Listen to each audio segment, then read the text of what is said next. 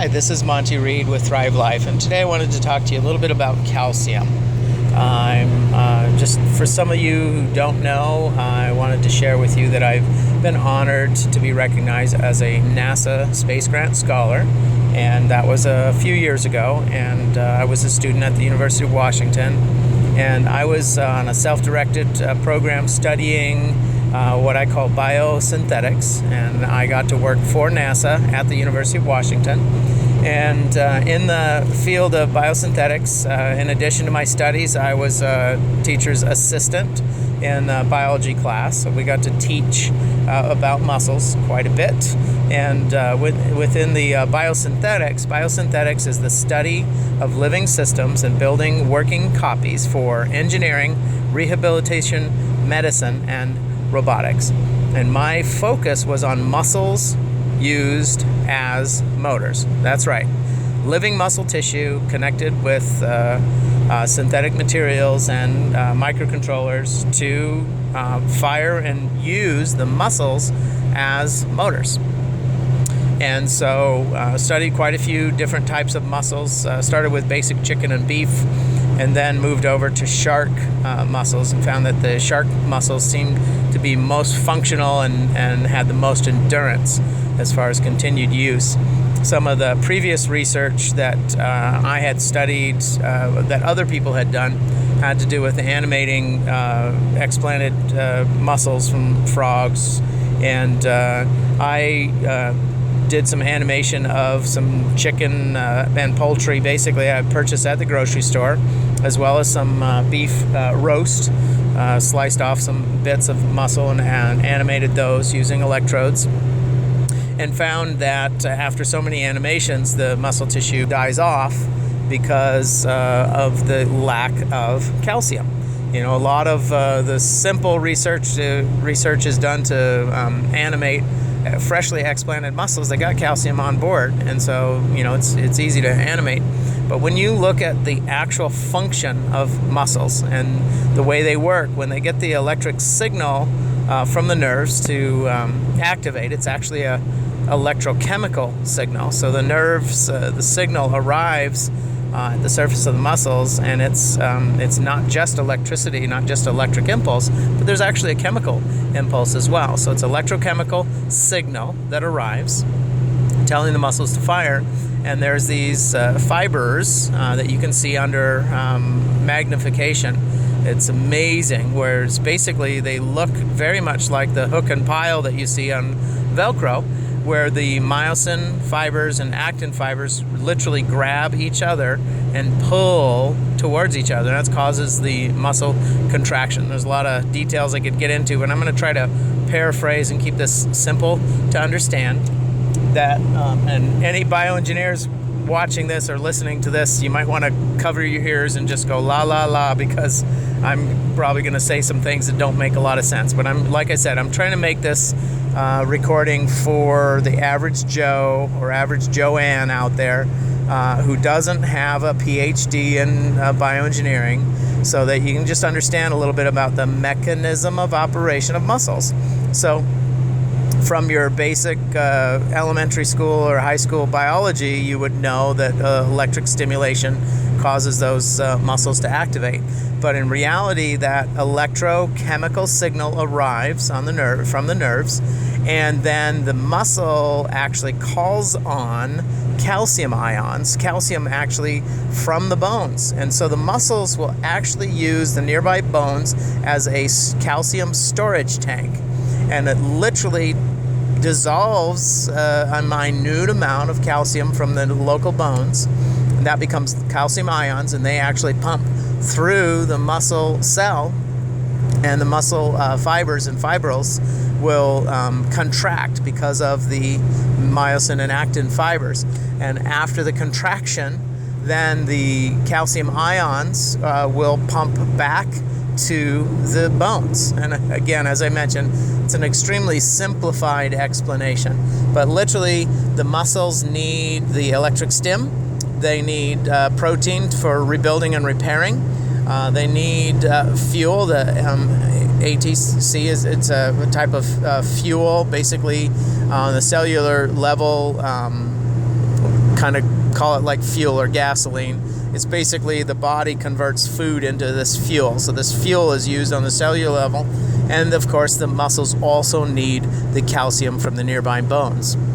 And so in order to grow muscle tissue and use it as a motor, you have to have some bones nearby. So you have to, when you grow the muscles, you actually have to grow the bones too, because the muscles need to be able to tap into the bones. And I've tried with synthetic lattices and bone tissue to basically create a storage tank.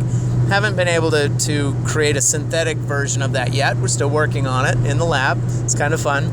But for now, the research is angling towards having some bones nearby as part of the strut or structure of the robot system where we're using the muscle motors. So back to human anatomy and human needs. One of the things that we know from current science is that the magic age for women and calcium is age 24. Now, based on genetics or diet, environment, and maybe injury, illness, or even abuse, a lot of women, younger teenage women, will abuse their bodies with anorexia or not, just not eating proper amounts of food, so they're depriving their body of the fuel that they need. So, and the reason I mention that is because if you don't take care of your body, and your genetic age 24 was actually 24, it could be reduced to age 18. And what that means is most women need to have consumed all of the calcium for their lifetime before age 24. Now, because of genetics, the way you chose your parents, and some other factors, it's quite possible that magic age 24 could be as late as 32. Some people may continue to consume or absorb calcium their whole life, but on average, most women need to have consumed a full lifetime's worth of calcium before age 24.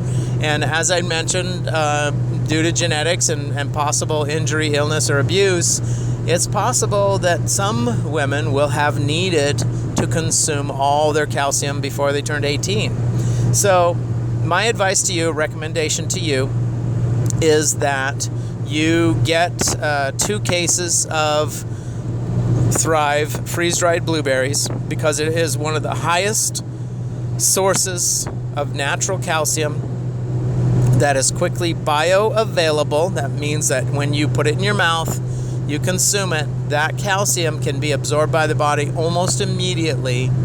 And that if you know any women, any young ladies in your life that you love, if they're a wife, a child, a cousin, a niece, a nephew, any woman that you know or young lady that you know in your life that's 24 years old or younger, that you need to purchase 2 cases or 12 cans of the Thrive Blueberries, because that will provide, if that woman will eat all of those blueberries within a year.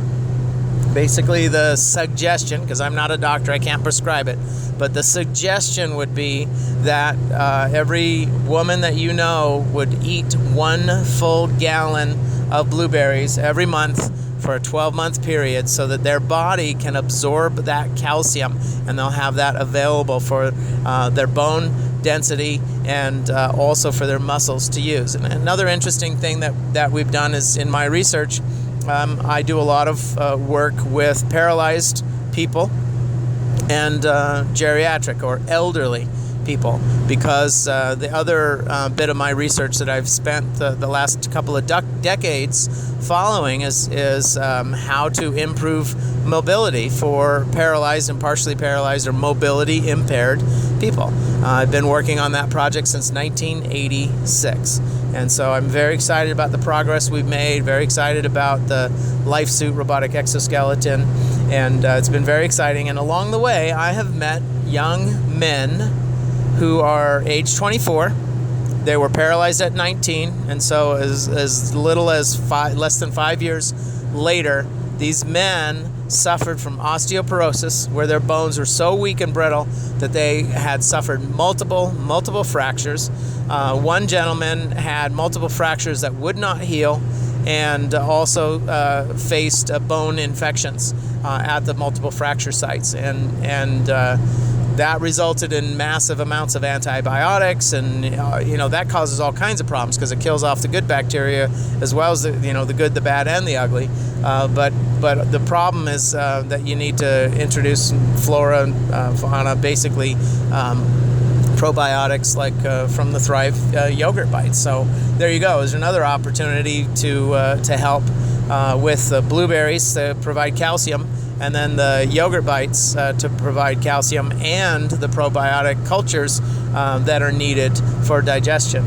And so what we've seen, and this was verified by NASA, there was a study done by some research astronauts, and they noticed that the bone density and muscle mass, but primarily bone density, of the lowest ranking people on any of the space missions. The lowest ranking people had lost the most bone density and the most muscle mass, and the highest ranking people had maintained the most bone density and muscle mass. And at first it looked like, wow, I guess we just, NASA did a great job picking the best people to be in charge, because they're obviously physically more fit and superior.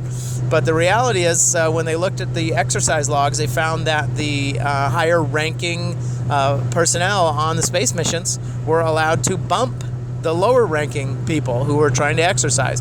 And the reality is the exercise was the key. And if you look at the exercise logs, and they looked at exercise logs from space missions over a decade and found that whoever spent more time on the treadmill had maintained more of their muscle mass and bone density. And because of that, led to some other studies that were done. Purina sponsors a research conference in veterinary science, and I used to do a lot of research with horse health, basic horse wellness. I did that for a decade. And at one of the conferences that I went to, there was a researcher that bred horses and basically raised the babies on concrete. And a lot of folks said he was crazy. If you tried to do it in the United States, it would have never flown. But his hypothesis was that if the horses live their entire lives on concrete, that their bodies are amazing and that they would adapt. And he was right.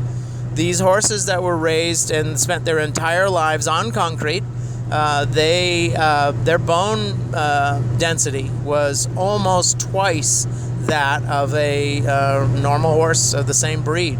And shocking and amazing that he had multiple families of horses. I think it was over 30 horses that he raised on concrete, and their bone density was extreme. Their muscle mass was stronger as well.